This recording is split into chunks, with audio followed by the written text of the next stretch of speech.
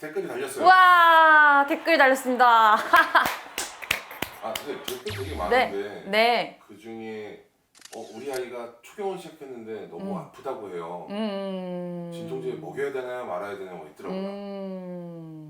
먹여야 맞아요. 돼요? 먹여야죠. 저 학교 다닐 때 이제 학부 때 공부할 때 그 교수님이 이제 생리통에 대해서 기전 뭐 앞으로 어떻게 약을 먹어야 되는지 어떤 약을 먹어야 되는지 이런 걸 강의를 하셨었는데 그때 교수님이 딱 한 말 중에 제가 제일 인상 깊었던 게 뭐하러 참니? 이거였거든요.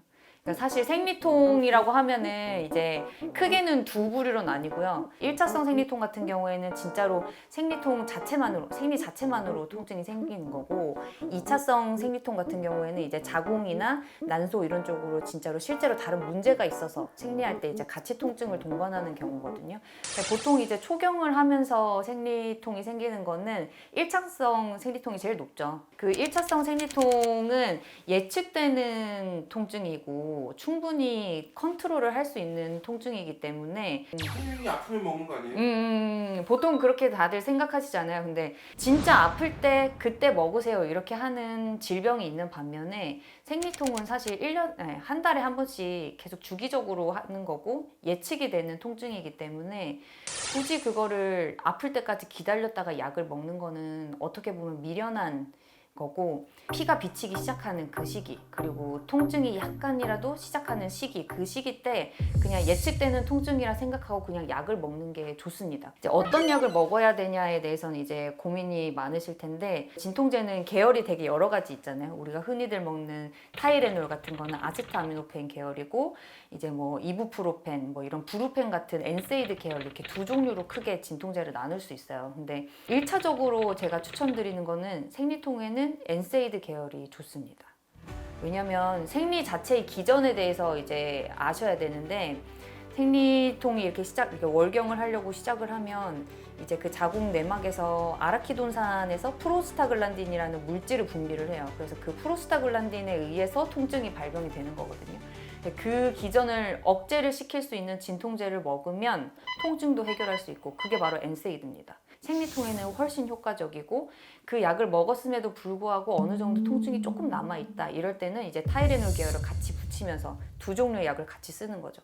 그래서 어떻게든 안 아프게 만드는 게 우리의 최종 목표인 거지 이거 아플 때까지 기다렸다가 많이 아프니까 먹어야지 이렇게 하면 조금 늦다고 할 수가 있죠.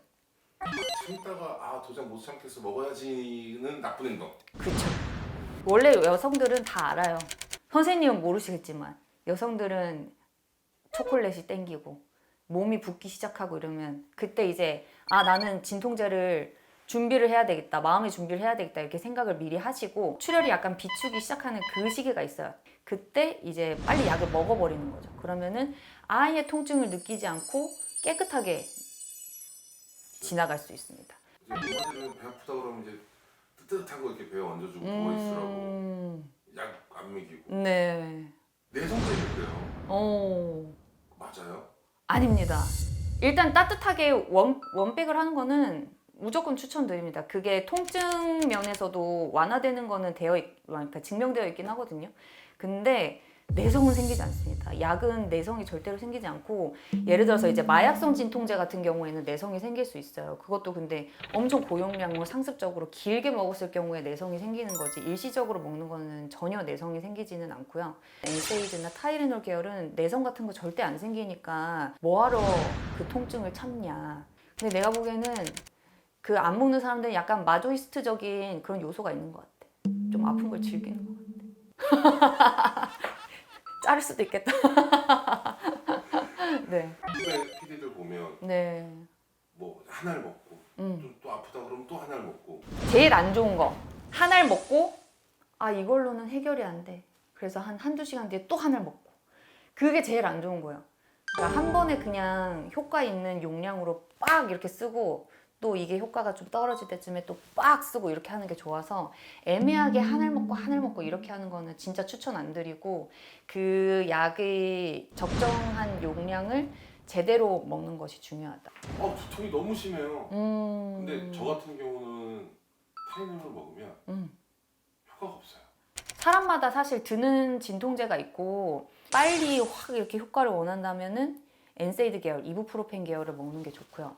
타이레놀 같은 경우에는 좀 안정적으로 쓸 수 있다는 장점이 있고, 근데 각자 장단점이 있어요. 왜냐면 이부프로펜 같은 엔세이드 계열은 약간 콩팥을 망가뜨릴 수가 있고, 타이레놀 같은 경우에도 간을 망가뜨릴 수가 있기 때문에 약간 각각의 환자들마다 이제 나는 이런 나는 만성 신부전이 있다, 아니면 나는 뭐 만성 간부전을 가지고 있다, 이런 사람들은 그거에 맞춰서 약을 드시는 게 좋고. 우리 병원에도 약간 두통이나 이런 것 때문에 오는 환자들도 있어요? 많죠. 제일 흔한 거는 긴장성 두통. 스트레스 받고 우리 현대인들 이렇게 휴대폰 볼 때 이렇게 하고 이러면서 목 쪽으로 긴장이 많이 생기면서 이 뒤쪽으로 이렇게 통증이 오는 경우가 있어요. 이렇게 양쪽으로 이렇게. 그런 경우에는 이제 긴장성 두통이라고 해서 이제 근육의 긴장으로 인해서 이제 두통이 생기는 거고, 그럴 때는 이제 뭐 아세타미노펜이든 엔세이드 계열이든 어떤 진통제 하나랑 근이완제랑 이렇게 해서 같이 먹으면 효과가 좋고요. 그 다음으로 흔한 건 이제 편두통. 편두통 같은 경우에는 빛을 볼 때 약간 전조 증상 같은 게 생겨서 빛이 엄청 크게 느껴지거나 이제 귀에서 웅웅 소리 나는 조짐 현상이 있거나 아니면 약간 울렁거리고 속이 안 좋아지면서 생기는 두통이 있거든요. 보통 우리나라에서 한 10에서 20% 정도 사람들이 있대요. 그런 두통이. 그래서 편두통 같은 경우에는 편두통에 특화된 진통제가 있어서 그런 환자들은 이제 편두통이랑 관련된 약을 쓰시는 게 훨씬 효과가 있죠. 약국 가서 편두통 약을 달라고 하면 줘요? 저용량의 약을 약국에서 드리기는 하는데요. 사실은 처방받아서 먹는 약이 훨씬 효과가 있고요. 그리고 사실 아까도 말씀드렸듯이 이쪽이 아픈 게 그냥 긴장성 두통일 수도 있어요. 의사한테 약간 상의를 좀 해야죠.